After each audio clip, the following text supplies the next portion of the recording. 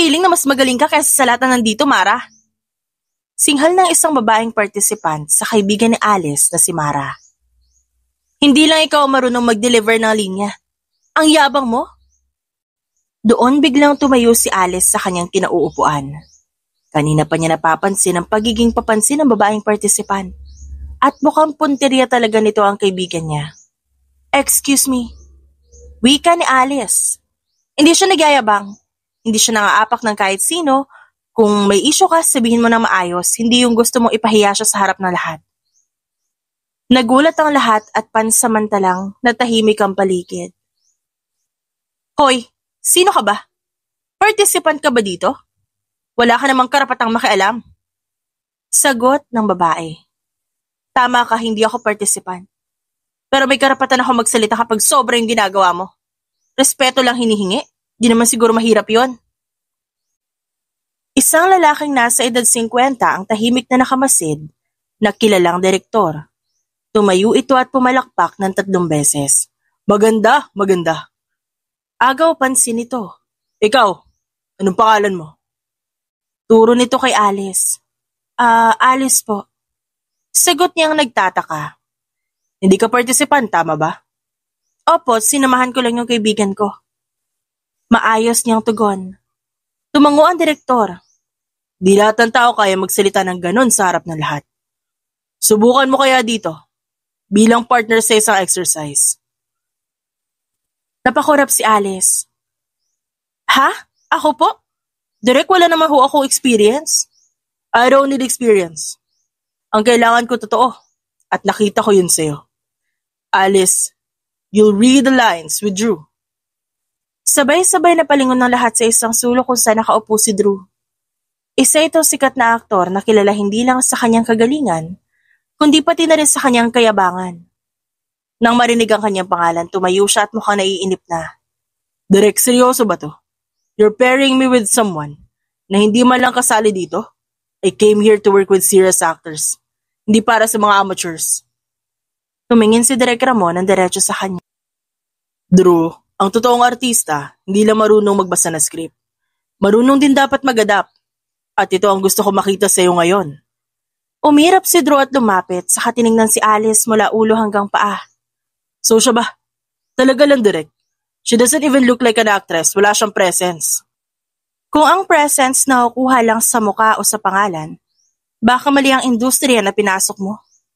Kahit wala kang sikat na apelido o maganda itsura, basta dala mo ang katotohanan sa bawat eksena, doon ka nagiging tunay na artista.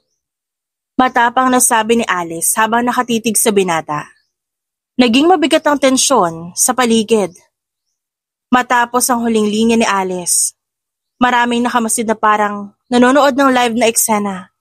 Naiinis na si Drew pero hindi rin niya hinahayaan na basta-basta siya tapatan ng isang taong hindi naman artista. Truth? Really? You think may alam kasi ganyan? Do you even know how this industry works? Hindi to basta-basta salitaan lang. This is discipline, training, and years of hard work. Kung years of hard work na ang basihan, hindi ba dapat mas humble ka? Kasi marami ka na napatunayan. Pero ang dating parang takot kang ma-challenge. Takot? Sa'yo? Don't flatter yourself. Di kita level. You don't belong here. But parang ikaw ang pinaka-affected na kasama mo ko. Kung wala kang kwenta, dapat hindi ka ganito ka-defensive unless natatakot ka na baka may makita silang hindi mo kayang ipakita. May narinig na tili mula sa isang participant na parang na-excite sa sagutan nilang dalawa. Yung iba naman napapailing. Pero hindi naman mapigilang matuwa. Direk, this is a waste of time. Mariing sabi ni Drew. She's not even trying. She's just provoking. Ngumisi si Alice. Di ba ang acting dapat provoking? Paano magiging parang totoo ang acting mo kung di ka marunong sumabay sa eksena? Sandaling natahimik si Drew. Kita sa mukha niya na may gusto siyang isagot pero naunahan siya ng tawanan at palakpakan mula sa ibang participants. Si Direk Ramon naman nakangiti lang at nag-cross ng braso. Ayan, exactly like that. Walang script pero may tensyon. May banggaan pero may energy. Chemistry yan. Chemistry po? Yes, Alice. Hindi lang love team ang ibig sabihin ng chemistry. Kahit clash, kahit mga yan. Basta may spark at may tension na hindi mapeke, that's chemistry. And you both have it. Direk, come on. This is ridiculous. You're saying may chemistry kami? Di ko lang sinabi, Drew. Nakikita na lahat.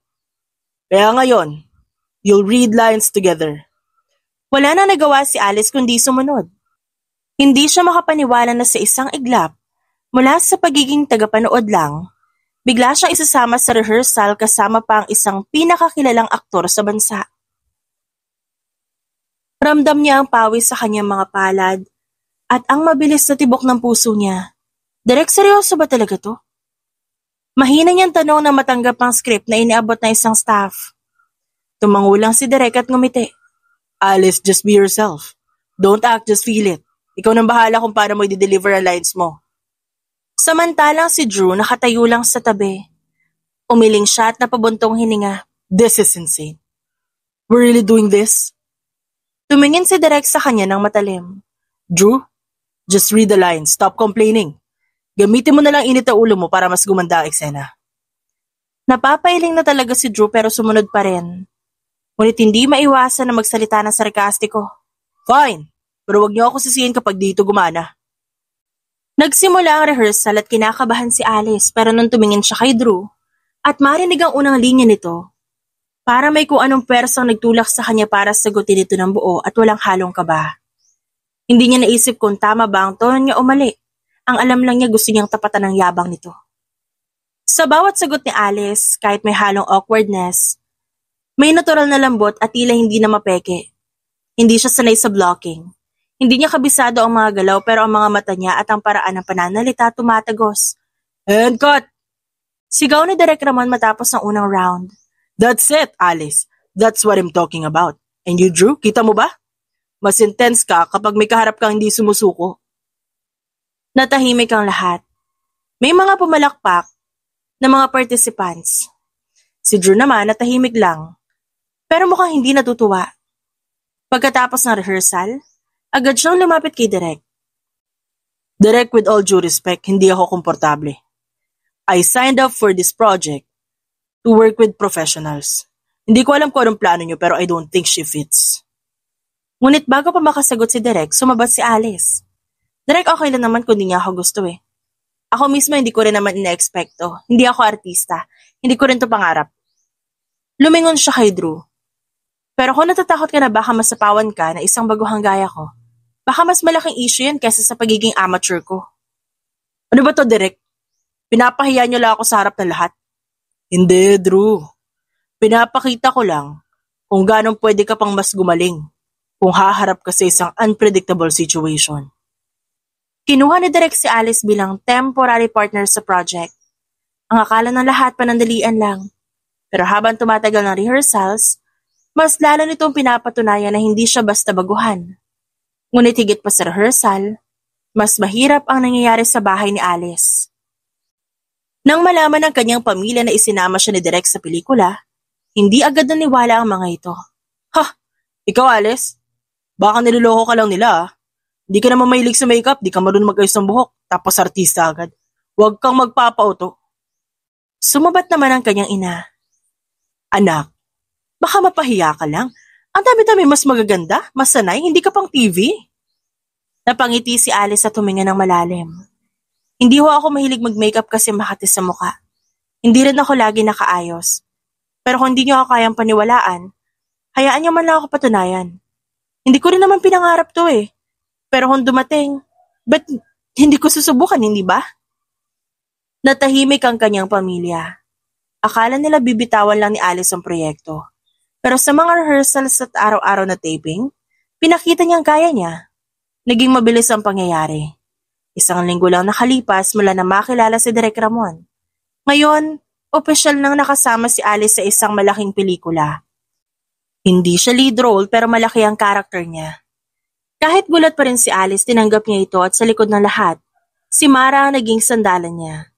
Kahit hindi si Mara ang napili, hindi ito nagdamdam. Sa halip, buong puso nitong sinuportahan ang kaibigan. Best, ako nang bahala sa notes mo ha. Ako mag-organize ng script. Ako mag-aasikaso ng water mo, lahat, para di ka mahirapan. Sabi ni Mara habang inaayos ang mga gamit ni Alice sa set. Napangiti naman siya. Naku, salamat Mara ha. Pero ikaw talaga ang deserving dito eh. Di ko alam kung paano nangyari na ako yung napili. Umiling naman si Mara. Huwag mong isipin yun. Kapag binigyan ka ng ganitong chance, ibig sabihin nakita nila kung ano yung wala sa iba. Just do your best, nandito lang ako. Ngunit sa kabila ng magandang simula, hindi naging madali ang mga araw ni Alice. Lalo na dahil kasama niya si Drew, na para bang sinadyang gawing miserable ang bawat rehearsal niya. Minsan, na nasa tent sila, nakatayo si Drew habang nakatingin sa gamit ni Alice. Nakalatag lang ito sa isang maliit na bag na mukhang luma na. Seriously? Ito lang gamit mo? Wala ka ba sariling kit? Di ka ba marunong magdala na maayos sa wardrobe? God, this is embarrassing. Sabi ni Drew, habang nakakunot ang noo. Naramdaman ni Alice ang pag-iinit ng tenga niya, pero pinilit niyang umiti. Sorry wala kasi akong budget para bumili ng ganito. Wala rin ako stylist, pero siguro okay lang naman kasi hindi naman tutungkol sa gamit kundi sa acting. Tumawa si Andrew ng malamig. Yeah, tell that to the camera. Sa industry na to, everything counts, pati ang itsura ng bag mo. Pati kung saan ka bumibili ng kape. Di ka tatagal dito kung ganyan ka kasimple. Trust me. Ngunit sumabat si Mara. Excuse me, Drew Hindi naman lahat nanggagaling sa pera o branded. At least si Alice nandito dahil sa talent. Ikaw baka masyado ka lang umaasa sa pangalan mo. Tinignan ni Drew si Mara mula ulo hanggang paa. Oh, so may bodyguard ka na pala. Cute. Pero next time, huwag ka nalang sumabat kung di ka kasama sa eksena. Hinawakan ni Alice ang braso ni Mara at mahinahong sinabi na, okay lang Mara, kaya ko to. Ilang araw pa ang lumipas, halos ganoon lagi ang tono ni Drew. Laging may pasaring, minsan tungkol sa damit, minsan tungkol sa pagkain niya. Instant noodles talaga? Sa set? You're unbelievable. At least busog ako. Mas importante yun kaysa magmukhang sosyal pero gutom. Ngunit isang araw na ubos din ang pasensya niya. Nasa rehearsal sila ng isang heavy confrontation scene. Habang binabasa nila ang script, biglang tumigil si Drew at humirit sa harap ng lahat. Direk, paano ako magkoconnect dito? Wala man lang ka-effort ang partner ko. Look at her! Hindi marunong magdala ng damit. Wala siyang dating. Hindi ko alam kung paano niyo siya napili. Nagulat si Alice. Kahit sanay na siyang pinapasaringan, ramdam niya ang hiya dahil sinabi yun ng lalaki sa harap ng buong crew. Hindi niya nakinaya pa at nagsalita. Tama ka. Di ako sanay dito. Hindi ako lumaki sa pera, wala akong stylist, wala akong glam team. Oo, wala akong branded na gamit at di ako kumakain ng steak sa set. Pero kahit anong gawin ko, hindi mo mabubura na ako ang pinili ni Derek. At hindi ikaw ang nagdesisyon. Natahimik ang lahat. Hindi pa tapos si Alice. Alam mo kung ano problema mo? Hindi ako. Ikaw. Sanay ka kasi na lahat sumusunod sa'yo. Lahat bumibilib sa'yo. Ngayon na may isang tao hindi natitinag sa yabang mo. Hindi mo matanggap. You keep saying hindi ako belong. Pero baka ang totoo natatakot ka lang na may baguhan na pwede makabawi sa lahat ng pinagmamalaki mo. Nagkaroon ng katahimikan sa set matapos ang sinabi ni Alice. Halos lahat nakatingin kay Drew at nag-aabang na magiging sagot niya. Ngunit sa halip na magsalita pa, napapikit lang siya at huminga ng malalim. Hindi niya pinatulan ng huling banat ni Alice. Mula noon, di na siya gaanong nangaasar sa harap ng lahat. Pero, nanatiling malamig at suplado ang kanyang kilos. Hindi siya nagpapakita ng emosyon at palaging parang hindi interesado sa kahit anong interaksyon kay Alice. Kahit pa nag-e-effort si Alice na makapag-usap na maayos, simple lang ang laging sagot ni Drew. Madalas pa, pataray. Matapos ang mahabang araw ng shooting, lumabas si Alice para magpahangin. Hawak niya ang kanyang maliit na tumbler at nakaupo sa gilid ng kalsada malapit sa location. Doon niya napansin si Drew na nakatayo sa hindi kalayuan at tila may hinihintay. Lumapit ang ilang bata na mukhang mga palaboy. May isa pang batang marumi ang damit at nakayapak. Humingi sila ng barya kay Drew at sa hindi inaasahan, ibinigay nito hindi lang barya kundi ilang papel na pera. Maingat pa nito sinigurado na bawat isa ay may matatanggap. Matapos yun nagpaalam ang mga bata na may ngiti sa labi. Napangiti si Alice habang pinagmamasa na eksena. Hindi niya akalaing makikita niya si Drew na ganon. Lumapit siya at nagbiro. Aba, may puso rin pala si Mr. Suplado. Wika niya na may halong pangasar. Kala ko, wala kang ibang kayang gawin kundi mang insulto. Napaangat ang tingin ni Drew at nagulat na nahuli ito ni Alice. Agad nitong tinago ang wallet at nagkunwaring malamig. What are you doing here? Baka mamaya sabihin mo na naman show off lang ako. Pero seryoso, hindi ko in-expect na gagawin mo yon. Ang bait mo rin pala kahit di halata. Don't start. Hindi ko ginagawa to para purihin mo ako. Hindi ko kailangan ng validation galing sa'yo. Grabe naman. Di ba pwedeng simpleng good deed lang yon? Relax ka lang. Hindi ko naman sasabihin sa lahat na mabait ka in a secret way. Tumatawa ang biro pa ni Alice. Umigting ang panga ni Drew at mabilis siyang naglakad palayo. Tigilan mo yan. Kung may nakita ka, kalimutan mo na. Gets? Sinundan nito ni Alice ng tingin. Hindi siya sumagot pero nanatiling nakangiti. Kahit papaulit-ulit siyang inaasar at minamaliit ni Drew, nakita niya isang piraso ng pagkatao nito na hindi nakikita ng iba.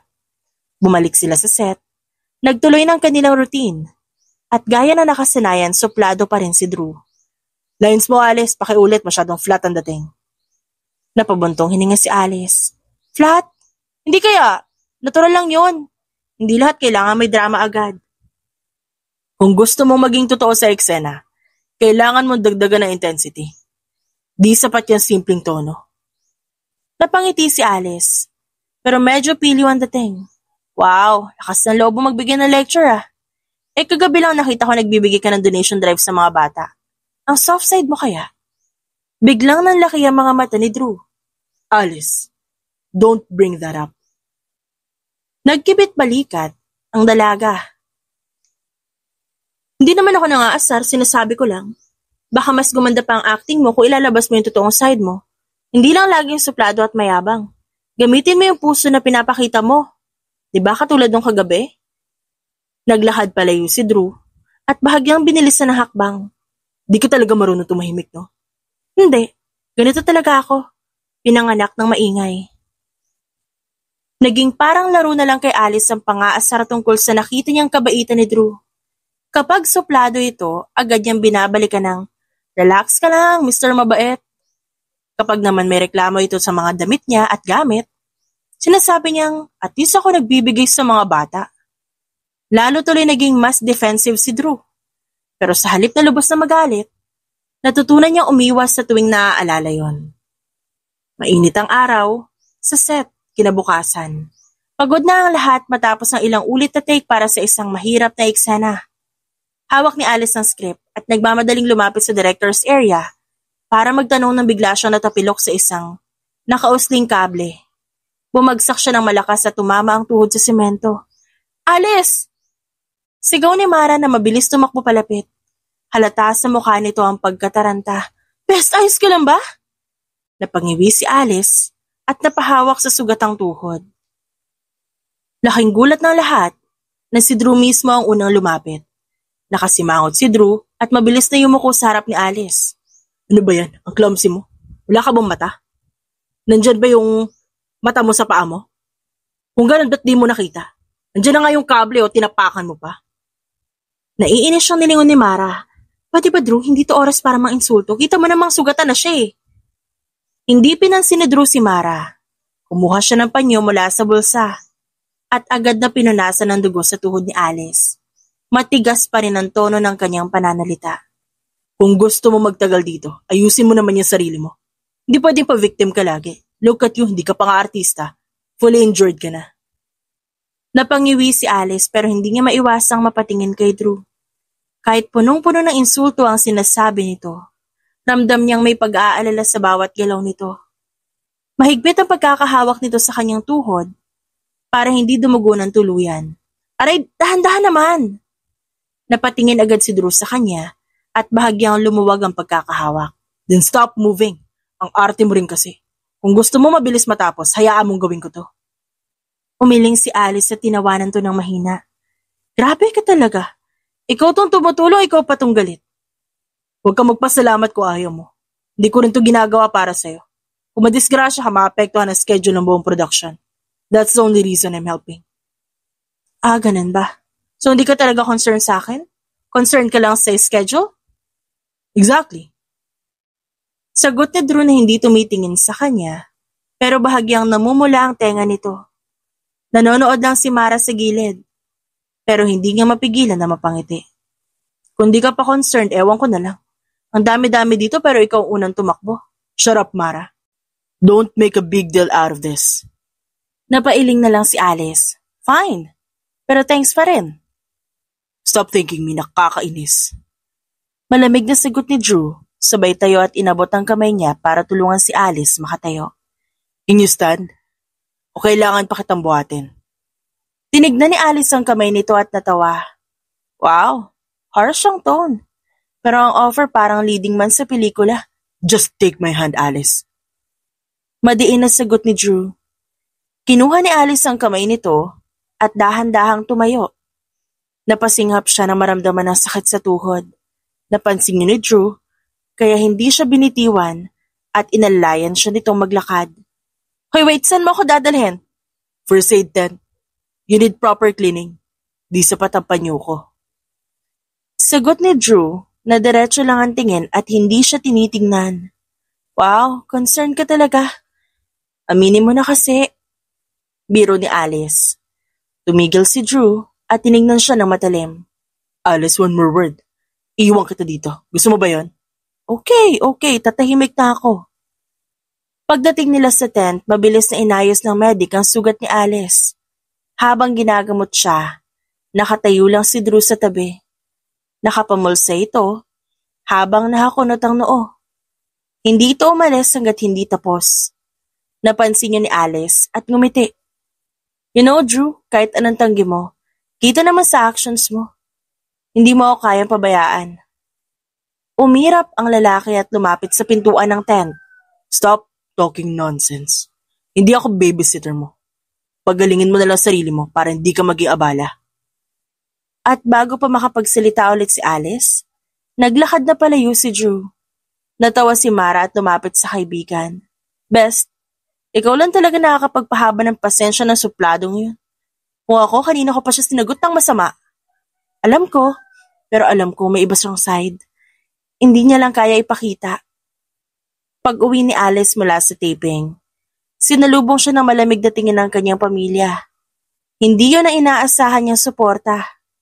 Sa halip, sinalubong siya ng mga salita na paulit-ulit na nagpapabigat ng loob niya. Alice, tama na. Huwag mo na ituloy ang kalukuhan mong yan. Wika ng kanyang ina habang naghuhugas ng pinggan. Hindi ka para sa industriya na yan. Masisira ka lang. Maraming mas maganda, mas may kaya at mas sanay. Wala kang panama sa kanila, Alice. Sigunda naman ang kanyang kuya. Pumunta ka na lang sa ibang landas, mag-aral ka ulit o magtrabaho ng normal. Di mo kailangan ipilit ang sarili mo sa mundong hindi mo teritoryo. Napahinto si Alice. Ramdam niya ang pag-iinit ng dulo ng mga mata, pero hindi siya umiyak. Hindi niyo kasi alam. Hindi niyo nakikita kung ano nakikita ng iba. Hindi niyo nararamdaman yung excitement kapag nasa set ako. Kahit mahirap, kahit nakakapagod, masaya ako at hindi ko hahayaan kayo pa mismo ang pipigil sa akin. Hindi na siya naghintay ng sagot. Kinuha niya ang maliit niyang bag at umalis ng bahay. Naglakad siya ng walang direksyon hanggang sa mapadpad siya sa isang maliit na food stall sa kanto. Gutom na rin siya at napansin niya ang nakadisplay na footlong sandwich sa estante. Isa na lang ang natitira. Lumapit siya agad at kinuha ang wallet sa loob ng kanyang bag. Kuya, akin na yan, sabi ni Alice. Pero sabay rin na may isang kamay na dumukot sa sandwich. Isang lalaki na nakasuot ng cap, hoodie, at face mask. Matangkad at medyo formal ang tindig. Akin na to, nauna ako. Malamig na sabi ng lalaki. Napakunot ang noo ni Alice. Excuse me? Ako ang una nagsabi, ikaw dumukot ka lang bigla. Kung sino unang humawak sa kanya na, that's me, logic, di ba? Simpleng logic lang yun. Ano ka ba? Ang bastos mo naman. Gutom na ako, di ka ba marunong magbigay? Life is unfair. You should learn that. Sagot ng lalaki na may halong yabang sa tono. Wow, galing mo magsalita ah. Kung gusto mo makuha yan, sige kunin mo. Pero huwag ka mayabang sa harap ko. Kinuha ng lalaki ang sandwich at akmang aalis. Pero nadulas ang strap ng mask nito. Bumagsak ang mask sa sahig. Nanlaki ang mata ni Alice. Ikaw? Drew? Napatigil ang lalaki at agad pinulot ang mask pero huli na. Nakilala na ito ni Alice. Seriously? Nag-disguise ka lang para makabili ng footlong sa kanto? So what? Tao rin ako. Nagugutom din. I just wanted to eat in peace. Hindi napigilan ni Alice ang pagtawa. In peace? Kanina lang nakapag-away ka sa akin. Dahil sa isang perasong footlong? Hindi ba dapat bilang sikat na aktor marunong ka magbigay? Isa lang naman yan, Drew eh. Hindi mo pa kaya magpababa ng ego mo kahit sa simpleng pagkain? Nagkamot ng batok si Drew at nairita. Stop exaggerating. Nagkataon lang. Don't make it a big deal. Halos sabay silang napalingon nang biglang may dalawang estudyanteng babae na dumaan sa tapat ng food stall. Naka-cellphone na isa at biglang bumungad ang malakas na boses nito. Uy, si Drew ba yun? Si Drew Santos, oh my God, ang gwapo niya kahit naka-hoodie. Namutla si Drew at agad hinila si Alice. Let's go now. Ano ba? Nagulat na sabi ni Alice, pero bago pa siya makapalag, mabilis na siyang hinila nito palayo sa mataong kalsada. Tumakbo silang dalawa at napilitang sumabay si Alice. Ang mga tao nagsisimulang lumingon-lingon, may ilan pang may dalang cellphone para mag-video. Hanggang sa makarating sila sa isang makitid at tahimik na eskinita. Huminto si Drew at sinandal ang sarili sa pader. Habang si Alice, nakahawak sa tuhod at habol ang hininga. Grabe ka! Parang action scene lang ah. Isang footlong lang pala magpapatakbo sa'yo ng ganito. Napairap si Drew. Pero hindi na rin niya naiwasang mapangiti kahit bahagya. Shut up! Kung di ka pa sumigaw kanina, baka hindi nila ako napansin. Ako? Ikaw kaya may kasalanan? Balik agad ni Alice. Kung di ka pa nagdrama sa footlong, sana tahimik lang lahat. Napabuntong hininga si Drew at umupo sa gilid ng simentadong pader. Tumingala ito. This is why I wear mask, okay? Wala akong peace kahit sa simpleng bagay lang. Ngayon lang nakita ni Alice si Drew na ganoon na itsura. Hindi ba masaya na hinahangaan ka ng lahat? Na kahit saan ka magpunta, kilala ka? Umiling si Drew at napahawak sa sentido. Hindi mo alam, Alice. Hindi mo alam kung gaano kahirap na lagi may inaasahan sa'yo. Hindi lang sa mga fans, kundi pati na rin sa pamilya. Lagi nila sinasabi na acting is useless. Na it's just a face. Pinipilit nila ako itigil para hawakan ang negosyo. Pero ito lang ang gusto ko. Ito lang ang nagpaparamdam sa akin na ako to. Na tao ako. And I can be me. Natahimik si Alice. Hindi niya inaasahan na may ganoong bigat si Drew sa likod ng supladong ugali nito. Umupo rin siya sa tabi nito at nagsalita. Pareho pala tayo. Napatingin si Drew sa kanya. What do you mean? Kanina lang. Sinasabi ng pamilya ko na tigilan ko na raw itong ginagawa ko. Wala raw akong lugar sa industriya na to. Na hindi ako pang TV. Gusto nila magtrabaho lang ako ng normal. Pero kahit bago lang ako dito, kahit di ako sanay, masaya ako. At hindi ko hahayaang kunin nila yun sa akin. Sandali silang parehong natahimik. Nagsalubong ang mga mata nila at parang doon nila naintindihan ang isa't isa. Funny no? Ikaw gusto mo magpatuloy kahit wala suporta ng pamilya. Ako naman pilit pinapahinto kahit nandito na ako. Ngumiti ng mapait si Alice. Ibig sabihin lang nun, hindi lahat ng pamilya alam kung anong nagpapasaya sa atin. Gusto lang nila itulak tayo sa tingin nilang tama. Pero ang tanong, tama ba para sa atin? Tumingin si Drew sa gilid at nag-isip. Maybe they just want security. They want to make sure we'll live stable lives. I know. Pero what they call security is actually a cage. Masakit isipin. Pero kung susundin lang natin palagi ang gusto nila, paano naman tayo? Ikaw lang yata ang una nagsabi sa kanya ng diretsahan. Lahat kasi either kinakausap ako para sumunod na lang, o sinasabihan akong swerte dahil nandito ako. Pero ngayon ko lang na-realize may karapatan din pala akong pumili. Of course! We only live once, Drew. Sayang ko palaging takot at expectations lang ang sinusunod natin. Mas mabuti na magkamali sa landas sa pinili natin, kesa mabuhay sa landas sa pinili ng iba. Naging mabilis ang pag-ikot ng mundo ni Alice matapos sa unang proyekto nila ni Drew. Hindi siya makapaniwala nang makita niya ang sarili sa mga balita at entertainment segments.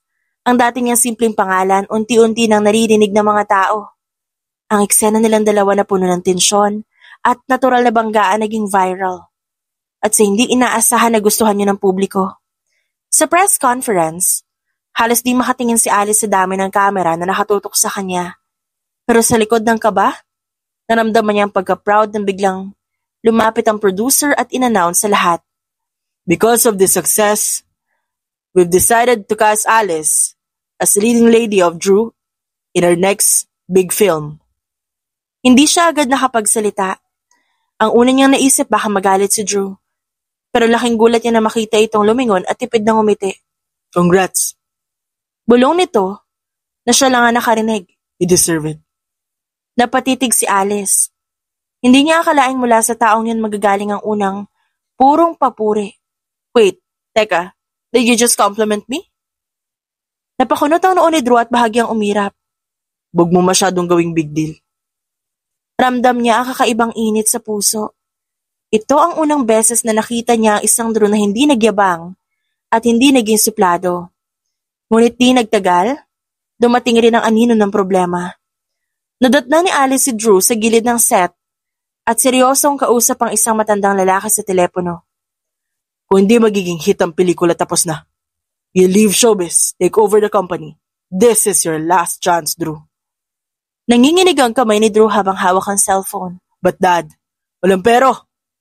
Tama na. Malamig na sagot ng ama nito bago binaba ang tawag. Nagtago si Alice sa likod at di agad nagpakita. Kita ang pagbagsak ng balikat ni Drew. Ang dating matikas sa tindig nito, parang biglang napuno ng bigat. Kinabukasan, habang nakaupo sila sa rehearsal room, hindi mapigilan ni Alice na magtanong. Drew, may problema ba?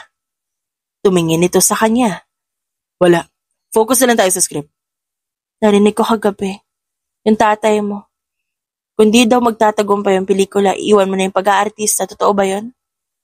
Nanigas si Drew at tumingin ng matalim sa babae. Hindi mo dapat pinakikinggan na usapan na hindi para sa'yo. Hindi naman ako nakikialam. Pero kung may bigat kang dinadala, hindi mo kailangang itago mag-isa. Diba sabi mo dati, acting makes you feel like yourself. Ngayon pa ba na malapit mo na makuha yung pinakamahalaga mong role, susuko ka na? Sandaling natahimik si Drew. Hindi niya alam kung paano sasagutin si Alice. Pero sa wakas binitiwan din niya ang katotohanan. Alam mo ba kung gaano kabigat yung expectation na yan? Para ako nakatali.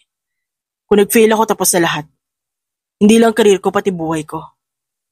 Tumabi si Alice sa binata at marahang nagsalita. Alam mo, Drew, pareho tayo ng laban. Iba man tayo ng sitwasyon. Pero parehong hindi tayo nauunawaan. Ang tanong lang, Drew, pipiliin mo pa rin ba ang gusto mo? Dahan-dahan siyang tinignan ni Drew. And what if I fail? Then at least you fail doing what you love. Mas masakit sigurong mabuhay ng matagal pero hindi mo man lang sinubukang ipaglaban ang sarili mo. Natigilan si Drew. Hindi niya akalaing maririnig niya ang eksaktong salita na pilit niyang tinatanggihan sa sarili. Dumating ang unang araw ng taping para sa bagong pelikula. Hindi na si Direk Ramon ang nasa harap nila kundi isang batang direktor na kilala bilang istrikto at walang pasensya. Cut! Malakas sa sigaw nito matapos ng unang take. Alice, too soft. Drew, too stiff. Ano to, rehearsal lang? This is a major film. Kung ganyan kayo, we're doomed. Ramdam agad ni Alice ang pagkakaiba. Hindi tutulad ng mainit at mapagpasensyang approach ni Direk Ramon. Pagkatapos na eksena, naglakad palabas si Alice. Sumunod si Drew at lumapit. Hoy. Tawag pansin nito. Lumingon si Alice. Ano na naman? Don't mind him too much. Ganun talaga siya. Basta gawin na lang natin ang best natin. We'll get through this. Pagkatapos ng ilang araw na sunod-sunod na taping, naramdaman na ng halos lahat sa set ang bigat ng bagong direktor. Hindi katulad ni Direk Ramon, hindi ito marunong magpatawa at magbigay ng inspirasyon. Ang bagong direktor puro sigaw, puro reklamo, walang palyas sa pagpuna. Kahit simpleng tingin o pagkakahawak ng prop sa papagalitan sila. Si Alice bagamat bago pa lang pilit na kinakaya. Pero isang hapon matapos na naman silang pagalitan ng direktor dahil sa lack of chemistry, hindi niya napigilan. Lumapit siya kay Drew na nakaupo sa gilid. Drew, halika muna. Takas tayo. What? Are you serious? We have a schedule. You know he's strict.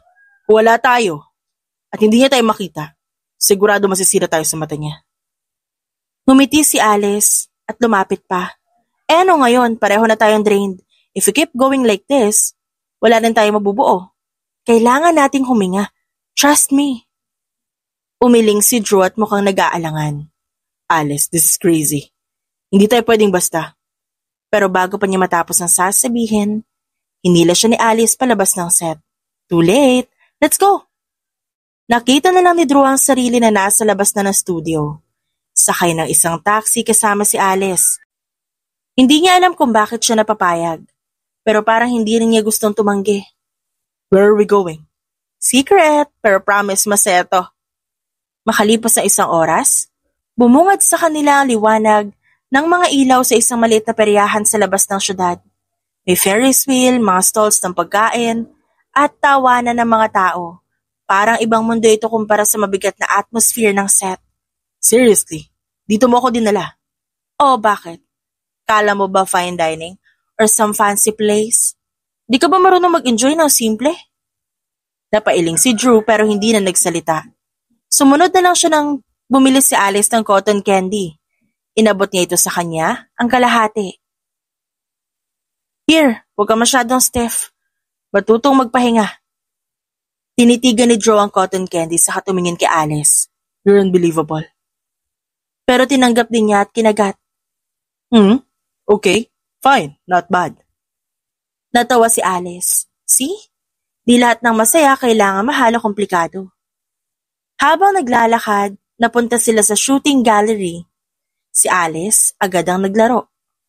At kahit 3 beses siyang pumalya, tawa lang siya ng tawa.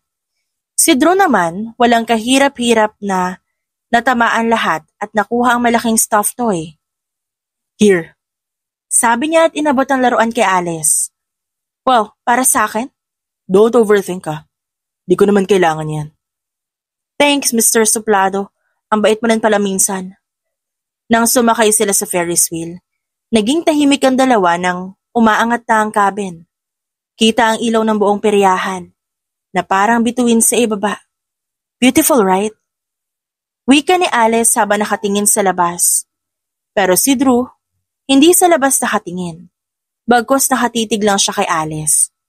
Hindi na lang ito ang baguhang pinipilit niyang maliitin noon. Sa bawat tawa at simpleng galaw ni Alice, may kung anong bagay na hindi niya maipaliwanag. Napansin ni Alice ang tingin niya. Oy, ba't ganyan ka makatitig? Para kami iniisip. Agad siyang umiwas ng tingin at nagkunwaring malamig. Wala, I was just thinking about the script. Script? Wala tayong script dito. Mag-relax ka nga. Hindi sumagot si Drew. Sa halip, tumingin ulit siya sa labas at tinakpan ang sariling nararamdaman. Pagbalik nila sa set matapos ang pagtakas sa peryahan, muling sumalubong sa kanila ang tensyon mula sa bagong direktor. Walang palya ang sigaw nito sa bawat eksena. Tila ba wala ito nakikitang tama. Cut! Alice, ba't parang wala kang emosyon? Drew, ano ba yung stiff acting na yan? Ang laki-laki ng pelikula tas ganyan lang ibibigay nyo? Don't ruin this. Do you want to ruin this production, ha? Natahimik na lang silang dalawa. Ramdam nila pareho ang bigat ng pressure. Pinipilit nila magpakita ng galing pero tila walang sapat na effort sa mata ng direktor. Ilang araw ang lumipas, dumating si Direk Ramon sa set. Hindi yun inaasahan ng lahat, pero agad siyang binati ng crew. Kilala siya bilang isa sa mga respetadong direktor at halos lahat may respeto sa kanyang presensya. O Direk, napadaan lang kayo? Tanong ng isang staff. Gusto ko makita ang progress ng mga bata. Matagal ko na rin sila hindi nakikita. Nakangiting sagot ni Direk Ramon. Tahimik siyang nanood habang nagsasagawa ng isang eksena sina Drew at Alice. Sa kabila ng galing at natural chemistry ng dalawa, mabilis pa rin sumigaw ang batang direktor. Cut! Alice, too slow! Drew, nasan ang intensity? Kayo ba talagang pinili para dito? Nakita ni Direk Ramon kung paano halos maubos ang energy ng dalawa sa paulit-ulit na pagpuna. Lumapit siya sa isang gilid at di nakaligtas sa kanya ang kakaibang paraan ng pagpuna ng bagong direktor. Hindi ito ang normal na pressure na nakasanayan niya sa industriya. Ito'y parang sinasadya. Pagkatapos ng taping, nilapitan ni Direk Ramon si Drew at Alice. You two? Don't lose your fire. I can see your efforts. Huwag kayong magpapadala sa pressure. Kinagabihan, habang nagbabasa ng script si Drew sa dressing room, may nakita siyang usapan mula sa kabilang pinto. Sumilip siya sandali. Tumalikod at sumandal sa dingding at doon niya narinig ang mga salita. Siguraduhin mong hindi magkiklik ang pelikula. Pamilyar ang boses na yon ng kanilang direktor. Yun ang kanyang narinig sa mga oras na yon. Alam mo naman na ayaw ng pamilya ni Drew na magtagal pa siya sa showbiz. Kapag pumalpak to, matatapos din ang ilusyon niya. Nanlamig si Drew. Gusto niyang muling sumili pero pinigilan niya ang sarili. Wala siyang ebidensya, tanging salita lang ang narinig niya. Ngunit malinaw ang koneksyon na may kinalaman ng mga magulang niya rito. Kinabukasan, seryoso ang mukha ni Drew habang nasa set. Napansin niya ni Alice. Hey, may problema ba? Nothing, just thinking.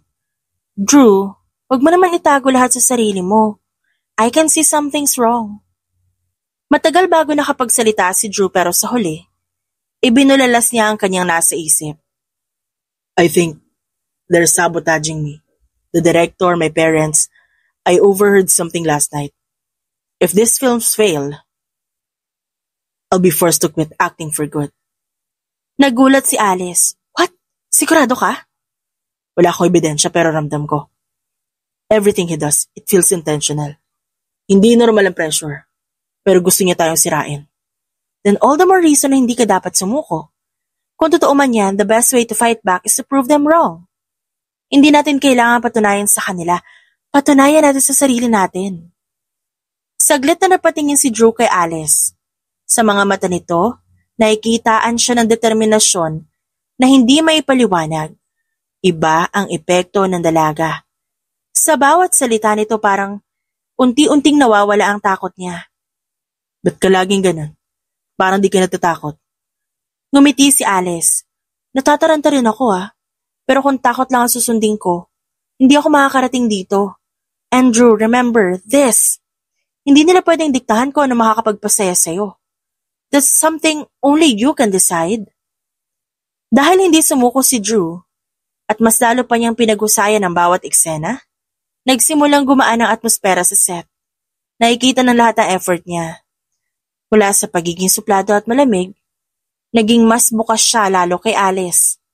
At sa kabila ng mahigpit na pamamahala ng bagong direktor, unti-unting nagbubunga ang chemistry nilang dalawa.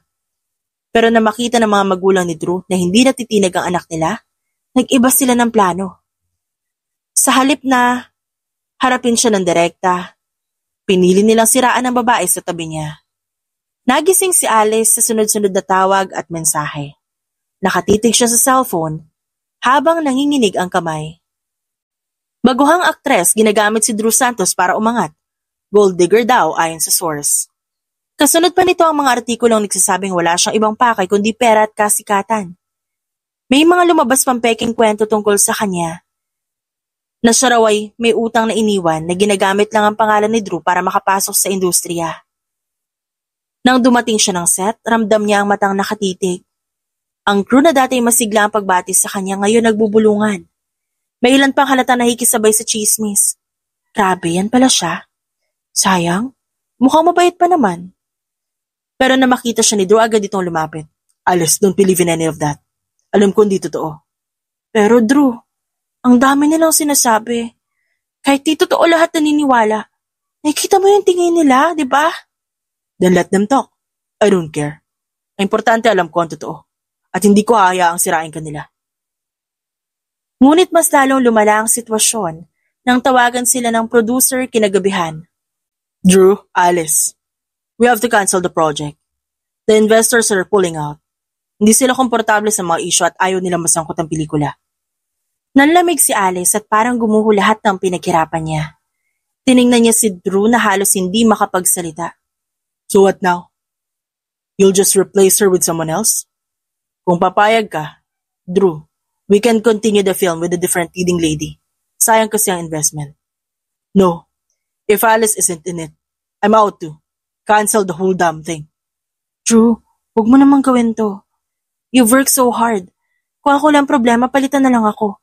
Ayoko maging dahilan ng pagkasira ng lahat. I said no. Kung sila may problema sa'yo, then they have a problem with me. I'm not doing this without you. Hindi nakapagsalita si Alice. Doon niya naramdaman kung gaano kaseryoso si Drew. Ilang araw ang lumipas bago nagpa siya si Drew na harapin ang mga magulang niya.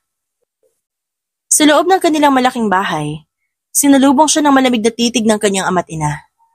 Ba't yung ginawa? Diretsahang tanong ni Drew. Why did you sabotage Alice? Why spread lies? Tumikim ang kanyang ama. We only did what was best for you. That girl is nothing. She will only drag you down. Kung di dahil sa amin, baka ngayon sirang-sira ka na rin. You should thank us. Thank you? Huh? Umangat ang boses ni Drew. For what?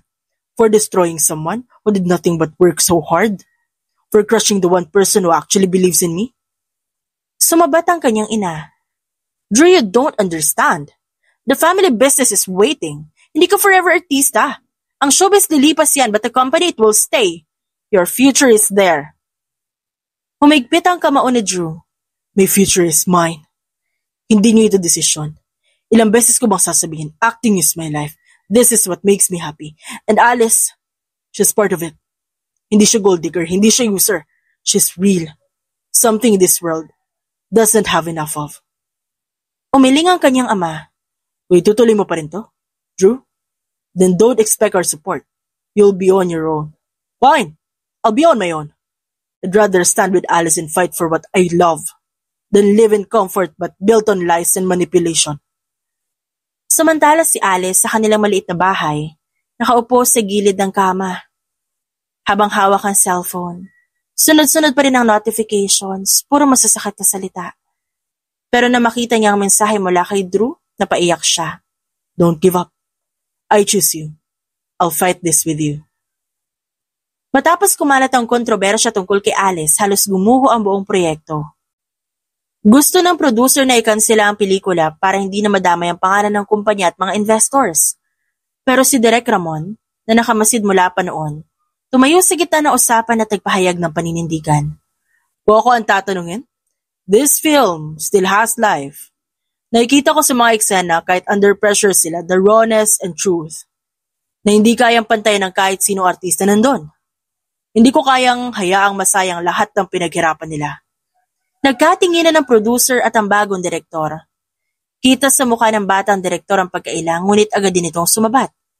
With all due respect, Direk, wala na tayo investors, pati press, laban na kay Alice. We're only making things worse if we can continue. Ba't parang gusto mo isuko agad? Napakunot ang noon ng producer. Di ba dapat as director? Ikaw ang unang lalaban para dito? Hindi sumagot ang batang direktor. Sa halip umiwas na ng tingin at doon nagsimulang magduda ang lahat. Si Drew, na mula kanina ay tahimik biglang tumayo. Tell me the truth. Ano ba talaga? Ba't parang dali-dali mo sumuko? O baka sinadya mo isabotahe ang project na to? Isang staff ang naglabas na impormasyon. Narinig ko minsan, may meeting siya kasama ang ama ni Drew. Hindi ko lang pinansinan kasi akala ko normal business talk lang. Mukhang tungkol sa pelikula, Sir Drew. Nagulat si Drew at kahit ang producer na patayo din. Is that true? Tanong nito sa batang direktor. Hindi agad sumagot ito pero na makita ang matang nakatutok dito, napilitan itong magsalita. Yes. Matagal na ako nagtatrabaho sa pamilya ni Drew. At oo, sinabi nila na kung babagsak ang proyektong ito, mas madaling mapapabalik si Drew sa pamilya niya. Umalingaw-ngaw ang bulungan sa loob ng silid. Nanlamig si Alice at napatingin kay Drew. Kita niya ang galit at sakit sa mga mata nito. So all this time, you were never really on our side. Sinadya mo pahirapan kami. You wanted us to fail. Ngumisi ng malamig ang batang direktor. Call it what you want pero ang totoo, mas mabuti na rin para sa'yo. Acting will never last. Your family knows what's best. Bago pa makasagot si Drew, sumabat si Direk Ramon. Enough. Kung ako ang producer, tinanggal na kita ngayon pa lang. Wala kang karapatang gamitin ang pelikula para sa sariling interes. Hindi tayo naglalaro dito. At higit sa lahat, hindi ito laban na dapat pinapakailaman ng pamilya ng artista. Sa huli, nagpa siya ang producer. Direk, effective immediately, you're out. Ramon, if you're willing, take over this project. Ikaw ang hahawak mula ngayon. Nagulat si Alice at Drew ngunit agad sila nakaramdam ng ginhawa. Malapit na ang premiere night ng pelikula. Ramdam na ng lahat ang kaba at excitement, lalo na si Drew at Alice. Para kay Alice, ito ang pinakamalaking gabi ng kanyang buhay. Ang pagkakataong may pakita sa lahat na hindi siya isang gold digger, gaya ng ipinapakalat na kasinungalingan. Para naman kay Drew, ito ang huling pelikulang gagawin niya. Isang desisyong siya lang ang may alam. Habang abala ang lahat sa rehearsal ng red carpet entrance, umalis si Drew sandali at hinanap si Alice. Nakita niya ito nakaupo sa gilid at nagbabasa ng ilang notes para sa mga posibleng tanong ng press. Hey. Tawag niya dito. Lumingon si Alice. Oh, ikaw pala. Akala ko busy ka sa mga sponsors. Alice, may gusto lang sana ako itanong. Medyo nag-aalangan pa ito pero pinilit niya maging casual. Napakunot ang noon ng dalaga. Ano yon? Ba't parang ang seryoso mo? Kapag naging successful ang pelikula, would you go on a date with me? Nanlaki ang mata ni Alice at agad hinawakan ng noo niya. Wait, are you okay? Nilalagnat ka ba? Di ka ba tinamaan ng spotlight kanina? Napakunot ang noo ni Drew at natawa ng bahagya. Ano ka ba? I'm serious, di ako nagbibiro. Ikaw? Si Mr. Suplado nag-aaya ng date? Yeah. Sagot ni Drew, medyo nahihiya siya pero nanatiling matigas ang tono. So, yes or no? Saglit na natahimik si Alice pero unti-unting lumabas ang ngiti sa labi. Fine, kung magiging hit, I'll go out with you pero grabe Drew, hindi ko talaga in-expect yan. Good, then it's a deal. Ngunit sa likod ng ngiting niyon, may tinatago si Drew na hindi alam ni Alice. Ilang araw bago ang premiere, pumunta siya sa kanilang bahay at muling kinausap ang kanyang mga magulang. Let's make this clear. You will clear Alice's name. Titigil kayo sa pagpapakalat ng kasinungalingan tungkol sa kanya. Hayaan niyo siyang ituloy ang career niya. In return, I'll take over the company after this film. No more acting. Nagkatinginan ng kanyang mga magulang. Saka tumango ang kanyang ama. Finally, you've come to your senses. That's all we ever wanted. We don't care about the girl, Drew. Kung siya man ang pili mong kasama, it's fine. Ang mahalaga ikaw ang hahawak sa negosyo. Family comes first. So you don't mind if I marry her someday? Ngumiti ang kanyang ina. Kung yan ang gusto mo, walang kaso. We only want you to secure your future. Kung si Alice ang parte niyon din, so be it. Hindi nakasagot agad si Drew. Akala niya magiging dahilan yon, pero tila walang pakialam ang pamilya niya kung sinong mamahalin niya. Ang totoo, ang gusto lang nila, siguraduhin na siya ang maghahawak ng negosyo at mapupunta sa kanya ang lahat at hindi sa iba. Sa gabi ng premiere, dumagsa ang mga tao. Magkakasamang dumating sina Drew at Alice na parehong nakangiti sa harap ng kamera. Hindi maikakaila ang chemistry nila. Ang mga tanong paulit-ulit tungkol sa issue. Hindi diretsong sinasagot ni Drew. Walang katotohanan ng akusasyon laban kay Alice. She's not using anyone. She is here because she is talented. Because she's real. And I'm lucky to work with her. Mabilis na sumikat ang pelikula. Puno ng papuri sa social media, maging ang mga kritiko hindi tumigil sa pagbanggit ng pagiging mahusay ni Alice. Sa loob ng ilang linggo, bigla siyang naging isa sa pinakabagong mukha ng industriya. May mga alok para sa teleserye, endorsements, at iba pang pelikula, at sa bawat interview siya ang hinahanap ng tao. Ngunit sa kabila ng kasikatan niya, may kakaibang lungkot na bumalot sa kanya nang marinig mula mismo kay Drew ang balita. Titigil na ako. Nanlaki ang mata ni Alice. Anong ibig mo sabihin? Ba't ka titigil? Drew, ang pelikula natin sobrang successful. Mas lalo ka pa nga sumikat. That's exactly why. Mas mabuti na rin na matapos na. This way titigil ang pamilya ko sa panggugulo sa'yo. Hindi ka na nila tatratuhin bilang threat o bilang hadlang. Kung wala na ako sa industriya, they'll have no reason to drag your name again. Parang tinusok ang dibdib ni Alice. Hindi siya agad nakapagsalita. So ginagawa mo to para sa akin? Sandali siyang tinitigan ni Drew bago tumingin sa malayo. Let's just say, this is the only way to protect you. Naramdaman ni Alice ang pagbigat ng kanyang dibdib. Napaupo siya at tinakpan ng mukha gamit ang 2 palad. Hindi niya mapigilang umiyak. Drew, ba't mo ginagawa to? Hindi ko naman hiningi. Hindi ko hiningi na magsakripisyo ka. Lumapit si Drew at marahang inalis ang kamay niya sa mukha. Alice, you don't get it. Ayoko makita ka nasasaktan dahil sa akin. From the very beginning, alam kong hindi magiging madali. Pero kung ito ang paraan para maprotektahan ka, then I'll do it. Pero what about you? What about your dream? Hindi ka ba masasaktan na bitawan ng lahat? Saglit na natahimik si Drew. Saka ngumiti ng tipid. Kung kapalit naman ng makita ka malaya, worth it.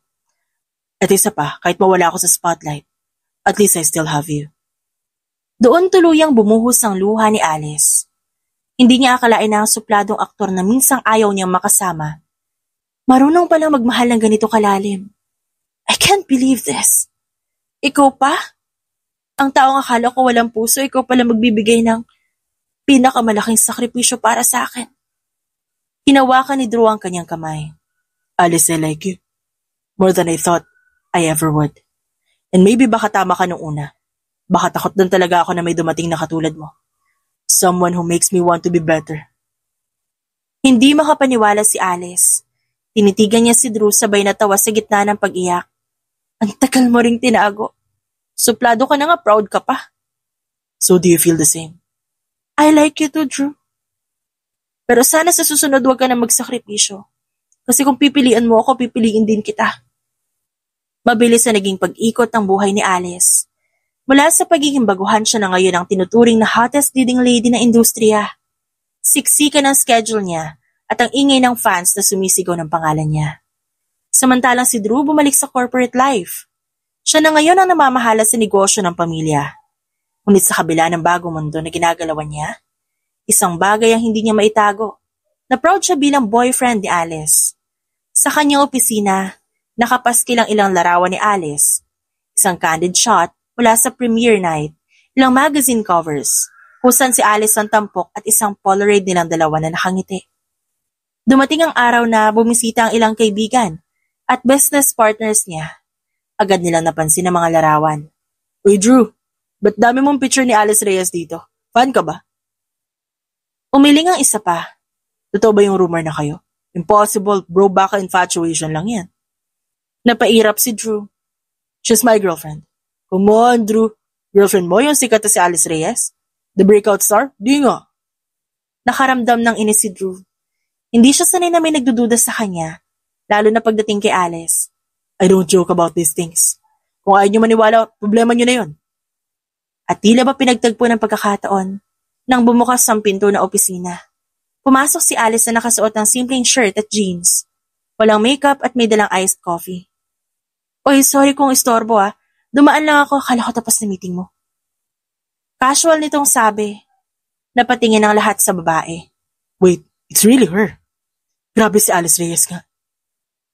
Lumapit si Alice kay Drew. Inabot ang kape, saka umupo sa tabi nito. Ramdam niya ang awkward na atmosphere, pero hindi siya nagpakita ng hiya. Ba't parang ang tahimik, may nasabi ba ako? Nagkatinginan ng mga kaibigan ni Drew. Isa sa kanila ang nagtanong. Alice, are you really, his girlfriend? Oh, boyfriend ko si Drew. Why? Natahimik ang lahat, mukhang hindi nila alam kung ano isasagot. Napangiti si Alice. Ano akala niya nagjo-joke siya? Hindi siya marunong magpatawa. Bahagyang natawa si Drew sa sinabi ni Alice. See? I told you. Pero paano? I mean, you're Alice Reyes. Ang daming pwede manligaw sa'yo tapos siya. What about it? Bago pa ako sumikat kasama ko na siya. Kahit suplado siya at minsan nakakainis siya yun eh. Totoo siya. Hindi niya ako ginawang accessory sa career niya. He just sees me as me. That's why. Okay, we believe you. Astig ka, Drew. Mayabang nang umiti si Drew sa kaibigan. Next time, huwag yun na ako pagdudahan ha. Lumipas ang ilang taon, naging matatag ang relasyon ni Drew at Alice. Si Alice lalo pang sumikat. Sa sunod-sunod na pelikula, serye, endorsements, at halos araw-araw nasa headlines ang pangalan. Samantalang si Drew naging mas seryoso sa negosyo. Ngunit hindi kailanman tumigil sa pagiging unang taong sumusuporta kay Alice. Ngunit habang tumatagal may gumugulo kay Drew. Matapos ang isang event, magkasama silang dalawa sa kotse. Pagod ka na ba? Di naman. Masaya ako. Pero alam mo na ganito talaga kapag nasa industriya ka. Tumango si Drew pero hindi nagsalita. May gusto siyang itanong pero hindi niya alam kung paano sisimulan. Sa isip niya baka hindi pa handa si Alice na isuko ang ilang bagay para mag-settle down. Natatakot siyang kapag binuksan niya ang usapang iyon, mararamdaman ng dalagang pinipigilan niya ang karera nito. Why are you so quiet? Umiling si Drew at pinilit ngumiti. Wala, just tired. Gusto niya nang makasama si Alice at magsimula ng pamilya. Pero paano kung hindi pa ito handa? Paano kung pipiliin pa rin ito ang karir kaysa sa buhay na kasama siya? Dumating ang isang araw na inimbitahan si Alice sa isang malaking talk show. Live ang programa at marami ang nanonood. As usual, blooming si Alice at nakita ng mga taong nakangiti siya habang sinasagot ang mga tanong ng host. Marami na ang nagtatanong, Alice, sobrang busy mo sa career mo, pero iniisip ng lahat, kailan ka ba magpapakasal? Kasi fans are dying to know. Sandaling natawa si Alice. Sa kabahagyang tumingin sa camera. I'm not against sa magpapakasal. Gusto ko rin, hindi ko lang minamadali kasi I respect my partner's timing. Kapag ready na siya, I'll be there. Hihintayin ko siya no matter what. Biglang parang tumigil ang oras para kay Drew, na nanonood mula sa opisina. Parang tinamaan siya ng diretso sa dibdib sa sinabi ni Alice. Ang akala niya, siya ang naghihintay. Pero hindi pala. Matagal na palang handa si Alice. Hindi na siya nag-isip pa. Tumayo agad siya, kinuha ang kotse, at dumiretso sa studio kung saan live ang show. Sa gitna ng interview, nagulat ang lahat nang biglang pumasok si Drew sa stage. Napatayo ang host at napasinghap ang audience.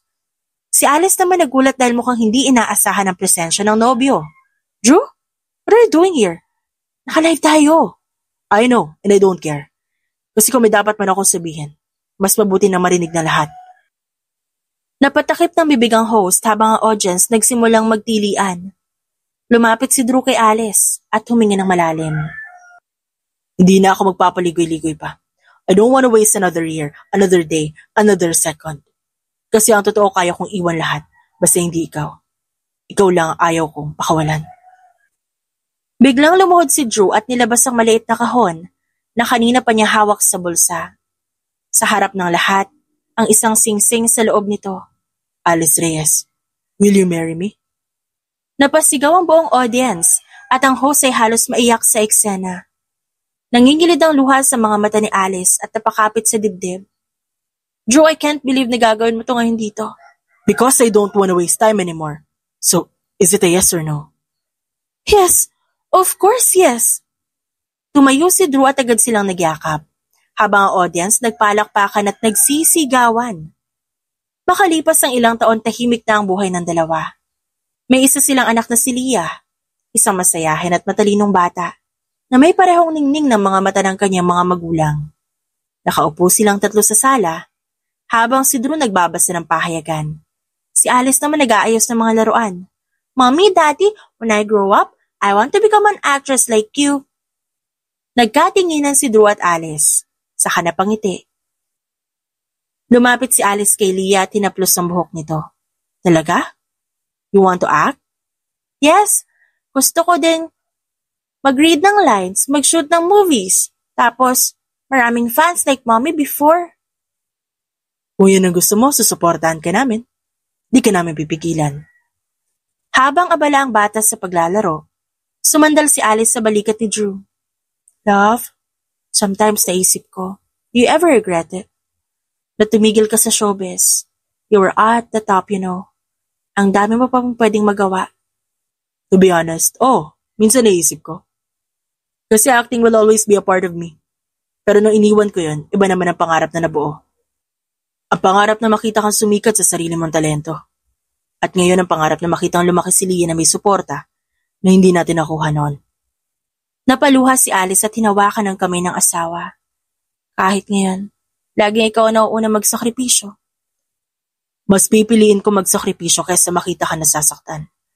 That's always been my choice and I do it again, Alice, every single time. Karapatan ng bawat isa na pumili ng landas, na magpapasaya sa kanila. May mga sakripisyong kailangan gawin, pero hindi dapat dahil doon mawawala ang respeto sa pangarap ng iba. Kung mahal mo ang isang tao, di mo siya pipigilan. Susuportahan mo siya kahit mahirap, kahit nakakatakot, kahit may posibilidad na masaktan ka sa dulo.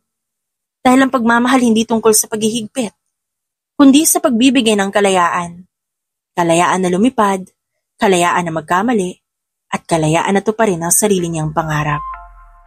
The end.